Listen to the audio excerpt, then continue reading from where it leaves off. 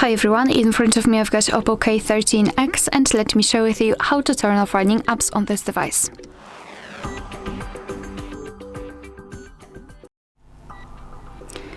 So let's begin with opening the recents, and if you've got the gestures, swipe your finger from the bottom to the center of your device and hold your finger somewhere here. If you've got the 3 buttons navigation, simply tap on this 3 bars icon. And here we've got the recents. So if you want to, you can remove them, close them manually just by swiping them up. But if you've got a lot of apps opened, I highly recommend to simply tap on close. Your device will automatically close all of them. You can open the recents to check, and here we've got no recent items, which means that we just successfully closed all background apps.